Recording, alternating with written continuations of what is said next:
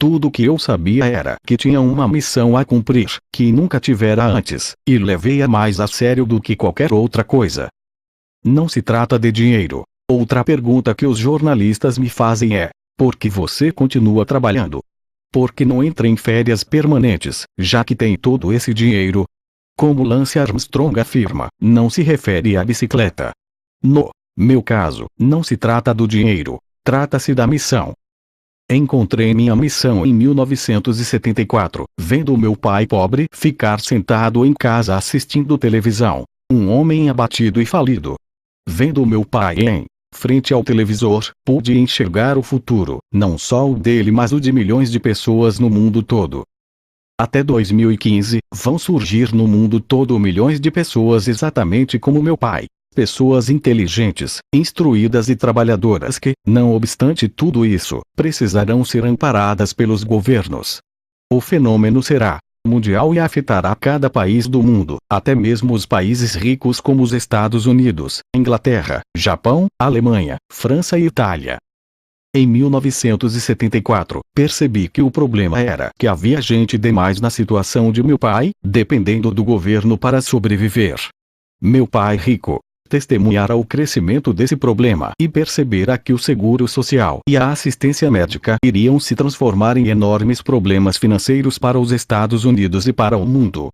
Também eu fui capaz de perceber que o país mais rico do mundo pode se transformar em um país cheio de indigentes, esperando que o governo tome conta deles. Encontrei minha missão em 1974, quando meu pai pobre recomendou: volte a estudar e consiga o seu PhD, para poder encontrar um emprego que inclua bons benefícios. Naquela época, eu ainda não sabia que havia encontrado minha missão. Tudo o que eu sabia era que os conselhos de meu pai, aos quais eu prestava atenção, começaram a me deixar profundamente perturbado. Vendo meu pai sentado no sofá, desempregado e assistindo televisão, fumando e recebendo uma pensão do governo, percebi que havia algo terrivelmente errado em seus conselhos. Os tempos haviam mudado, mas os conselhos de meu pai continuaram os mesmos. Existe um aforismo que diz: para onde a General Motors for, os Estados Unidos também irão. Em março de 2005, a General Motors anunciou que iria reduzir as pensões e os benefícios médicos dos empregados.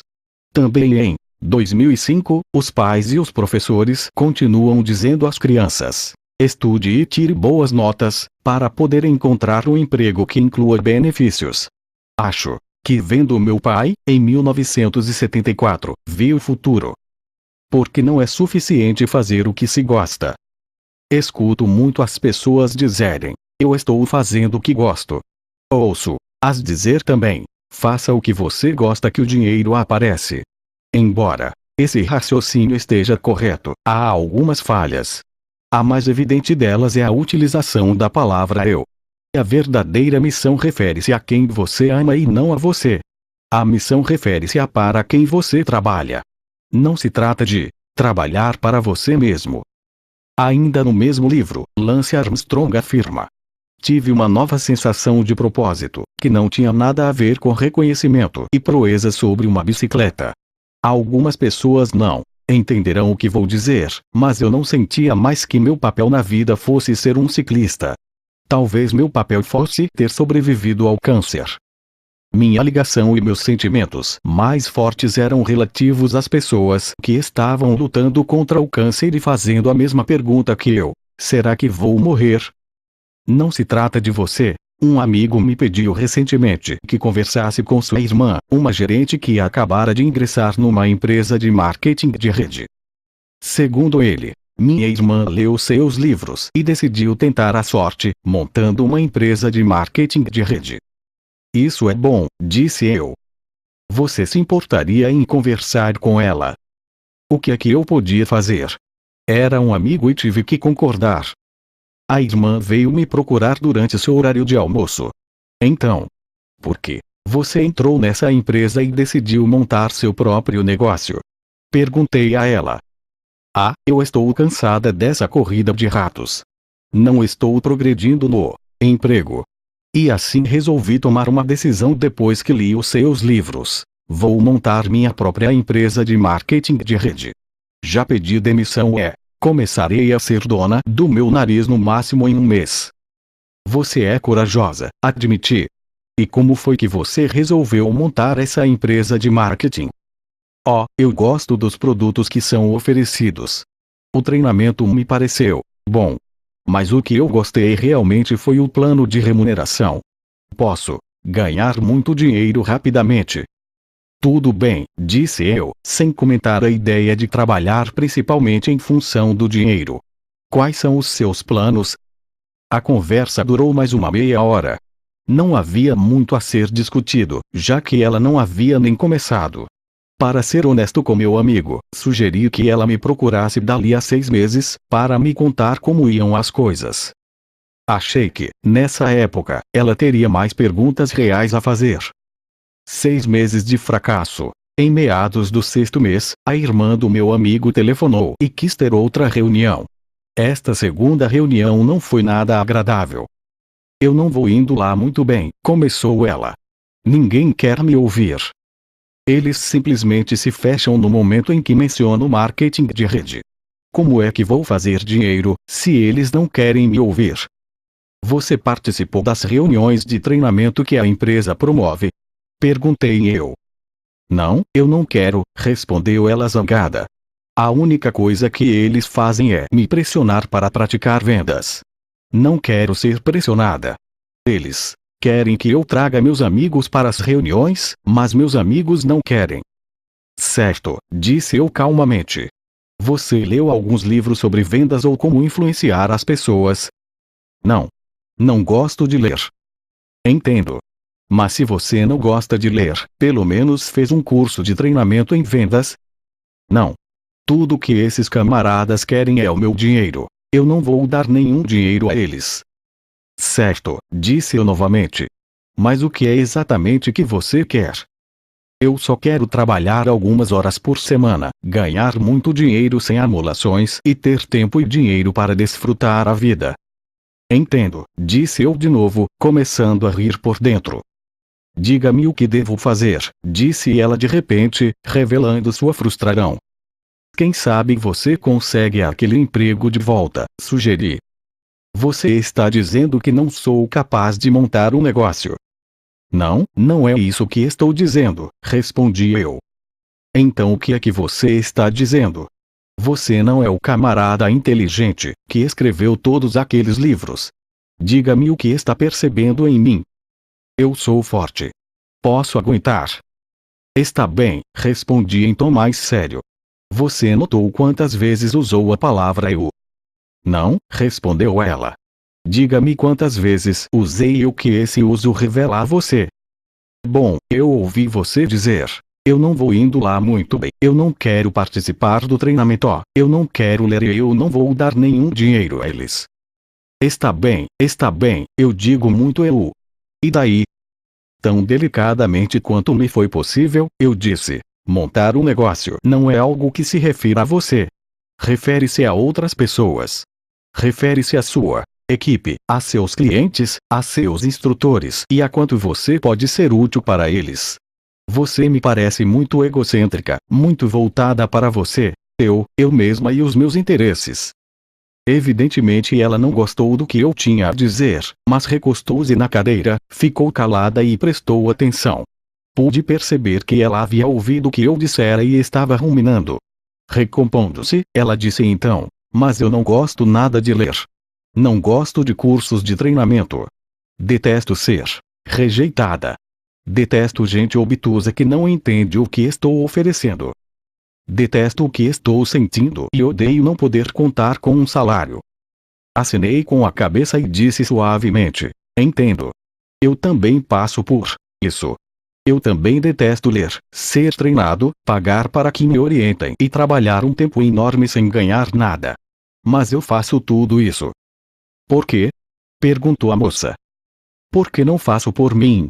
Meu trabalho não se refere a mim mesmo. Refere-se aos outros. Então você estuda porque quer fazer mais pelos outros, pelos seus clientes? Sim, repliquei. E não só pelos meus clientes.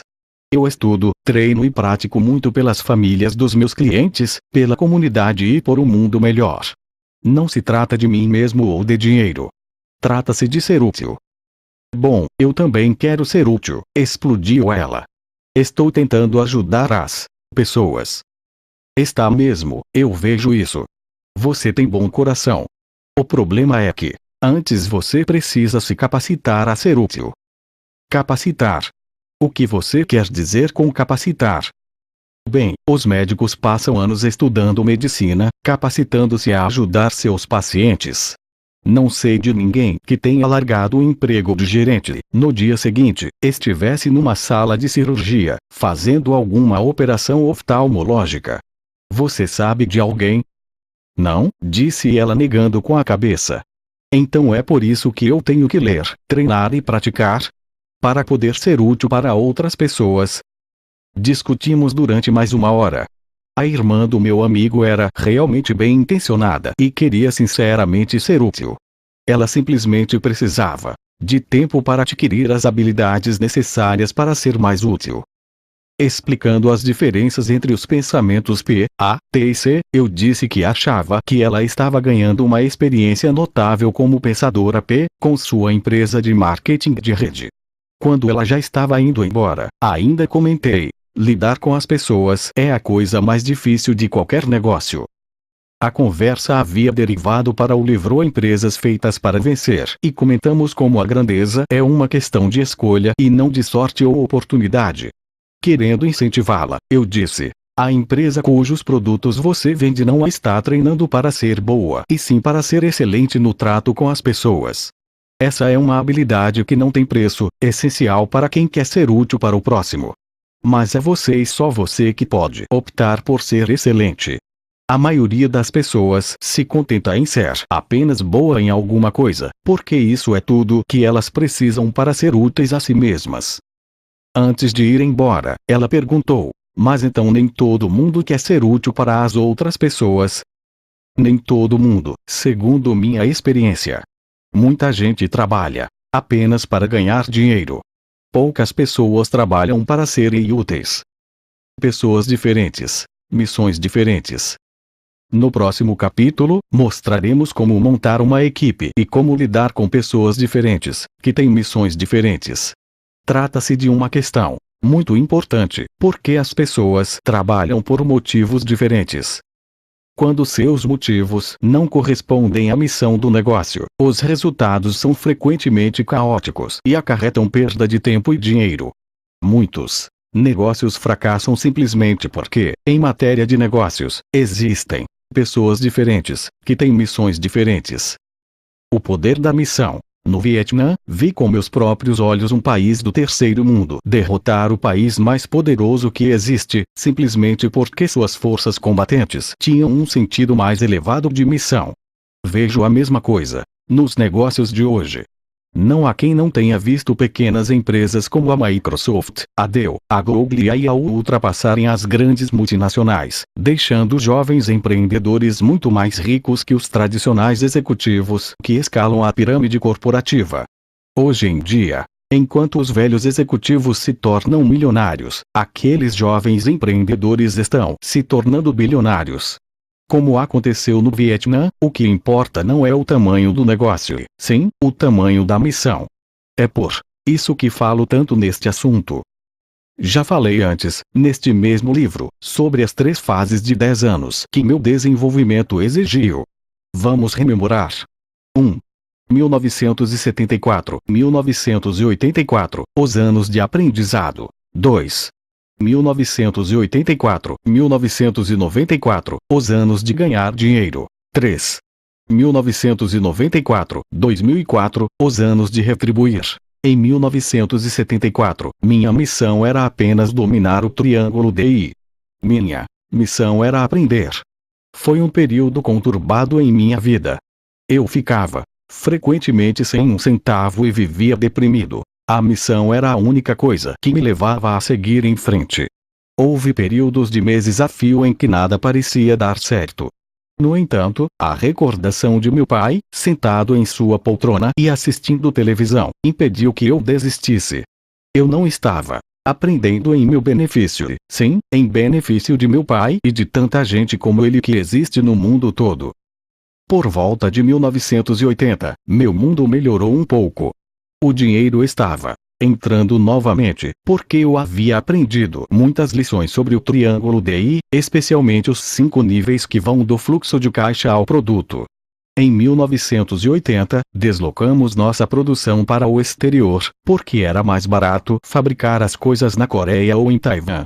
Em uma de minhas viagens, vi com meus próprios olhos como são as workshops do mundo real. Vi crianças literalmente empilhadas em mezaninos acima de outras crianças, fabricando os produtos que estavam me tornando rico. Naquela época, fabricávamos carteiras de nylon, bolsas e bonés publicitários para bandas de rock. Vendíamos nossos produtos, legalmente, licenciados, em concertos de rock e lojas de discos pelo mundo todo. Eu estava novamente indo de vento em polpa, mas sentia-me assombrado pela visão daquelas crianças das workshops. Percebi que meus dias como empreendedor de confecção haviam terminado. Percebi, além disso, que minha missão de aprender estava mudando e que eu também tinha que mudar. Kim e eu nos mudamos para a Califórnia, em 1984. Isso deu início ao pior ano de nossas vidas, 1985. Escrevi sobre essa época em Independência Financeira. Minha nova missão era semelhante, mas havia evoluído. Minha missão agora era identificar meu dom e desenvolvê-lo, e eu tinha ainda que ganhar dinheiro e gerar riqueza a partir desse domingo. A paixão é uma emoção diferente do amor. Paixão é uma combinação de amor e raiva. Naquela época, eu estava enamorado pelo aprendizado, mas ainda sentia raiva do sistema escolar. A partir da minha paixão, Kim e eu fomos estudar pedagogia e saber como é que as pessoas aprendem. Passamos o ano de 1985 viajando com diferentes mestres como Tony Robbins e tentando aprender o que eles ensinavam. Uma vez por semana, ajudávamos Tony a ensinar as pessoas a caminhar sobre carvões aquecidos a mais de 1000 graus centígrados. Era muito instrutivo levar as pessoas a superar seus temores e modos de pensar restritivos. Depois de passarmos um ano trabalhando com Tony e outros professores, Kim e eu fomos em frente sozinhos e começamos a ensinar habilidades empresariais na linha de Blair Singer, autor dos livros Equipes Ricas e Vencedoras e Vendedor Rico, da série O Guia do Pai Rico. Blair e eu rimos até hoje do nosso primeiro workshop. Apanhamos um avião até a ilha de Maui para apresentar o workshop, e só apareceram 2 pessoas. Apesar desse início desanimador de nosso novo negócio, fomos em frente e montamos a Escola de Negócios para Empreendedores e a Escola de Negócios para Investidores.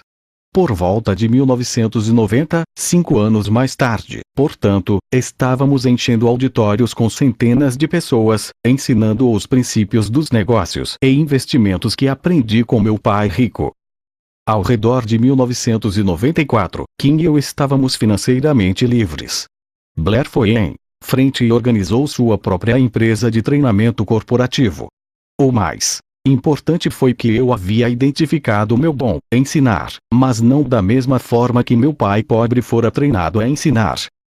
Aposentei-me em 1994 e comecei a desenvolver o jogo Cash Flow 101 e a escrever Pai Rico, Pai Pobre. Em 1997, Sharon se juntou a nós e, como se diz, o resto é história.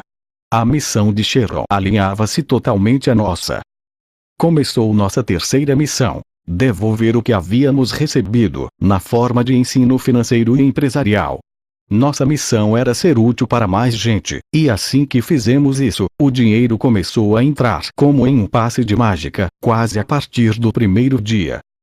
Sharon ainda acha graça no fato de a empresa de cartão de crédito haver nos telefonado e dito que estávamos vendendo demais. Depois de um seminário que apresentamos durante um fim de semana, os telefones da garagem de Sharon, onde nos instalamos inicialmente, começaram a tocar sem parar. Os pedidos chegavam um após o outro.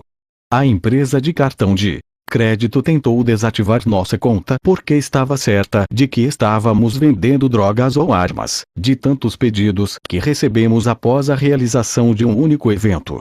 O presidente do banco disse a Sharon: "Não consigo acreditar que uma empresa tão nova consiga gerar tanto dinheiro com essa rapidez." Mal sabia ele que era o poder da missão e os 3 tipos de dinheiro, competitivo, cooperativo e espiritual, que estava fazendo os telefones tocarem.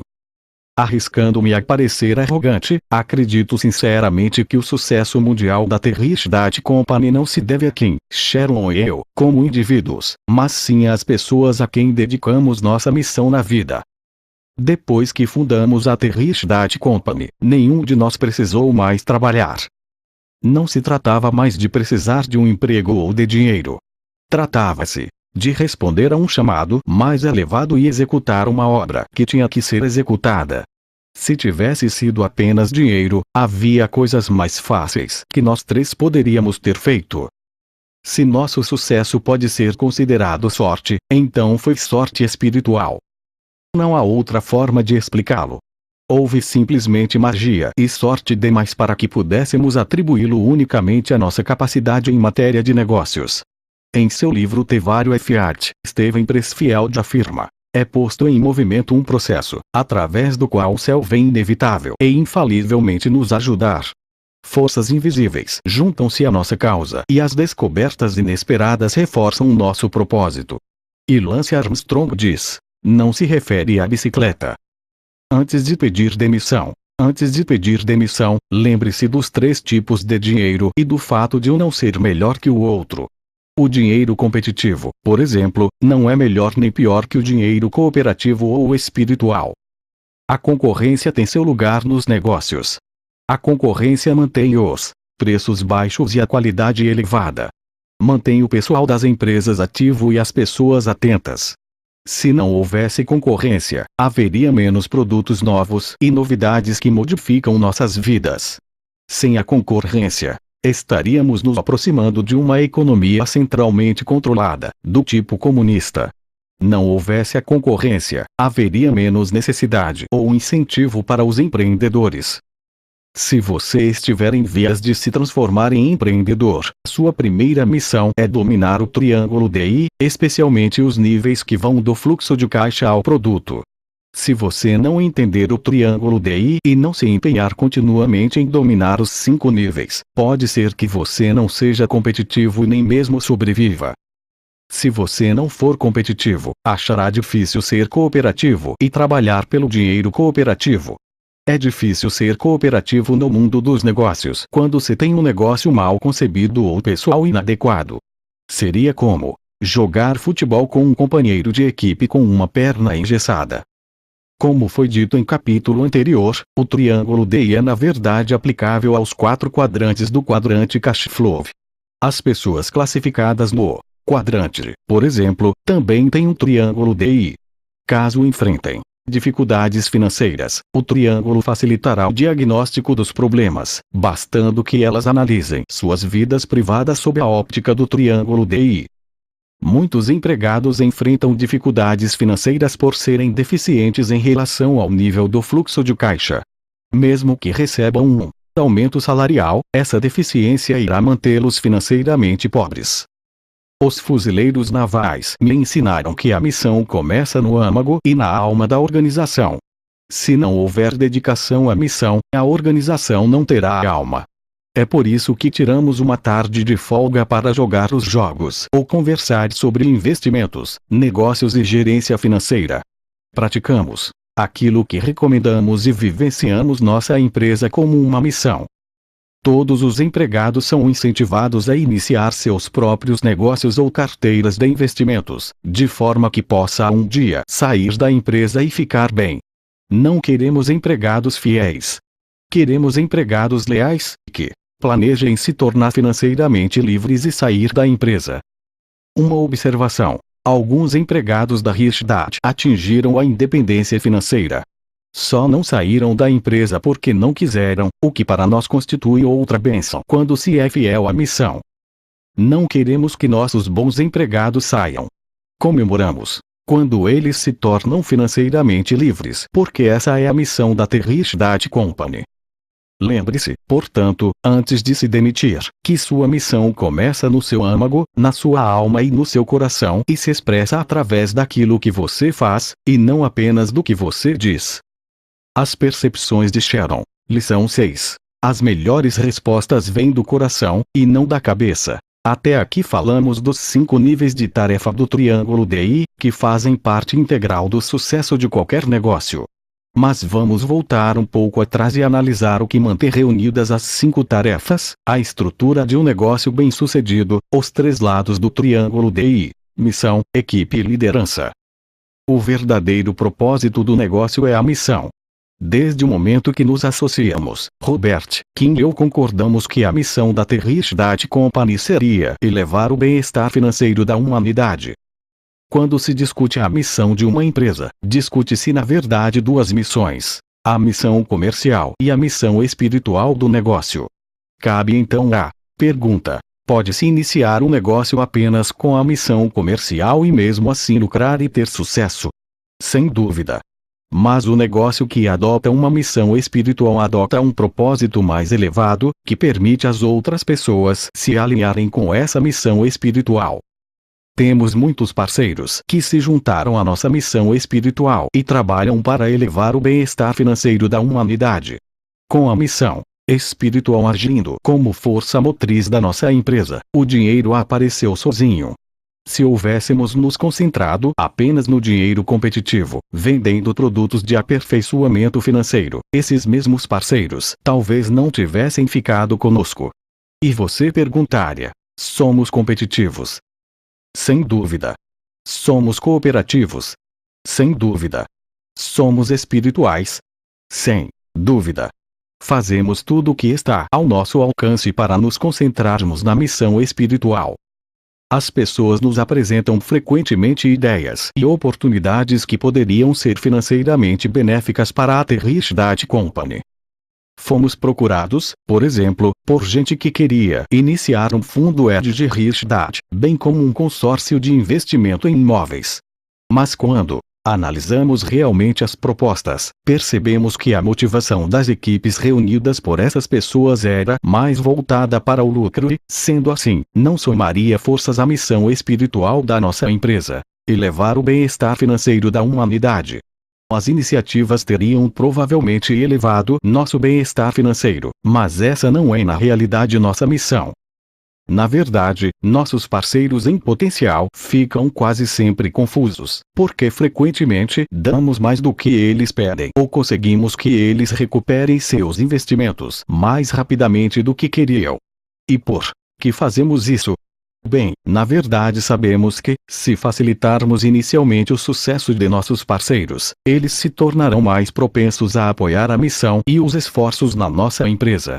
Nossa experiência nos fez aprender que, quando colocamos o parceiro e a missão em primeiro lugar, a recompensa financeira torna-se inevitável.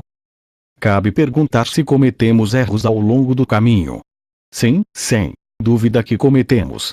Mas quando se aceita parceiros ou consultores que não partilham de nossa missão, a discórdia sempre aparece.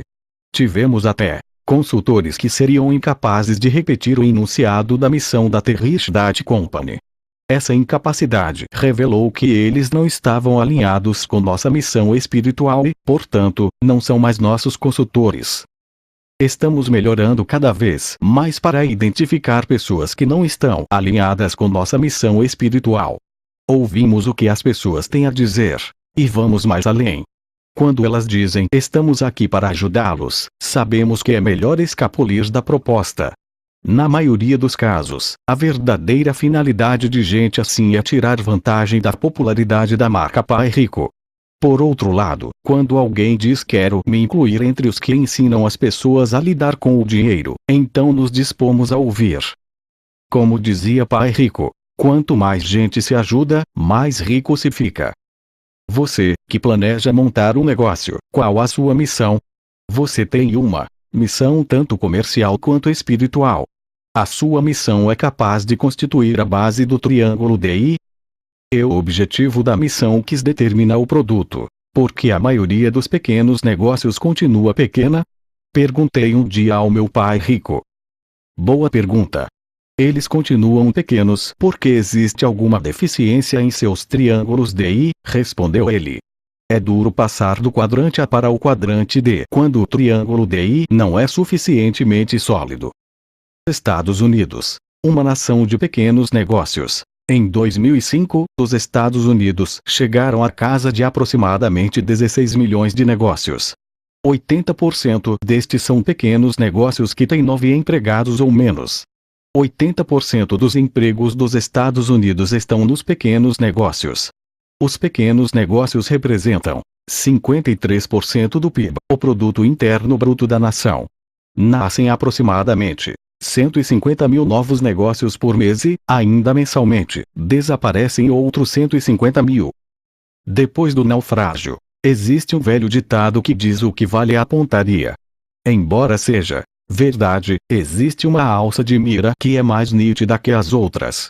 Recursos didáticos visuais como o triângulo DI e o quadrante cash flow ajudaram-me a perceber tanto o que vinha pela frente quanto o que ficara para trás quando montei meus negócios.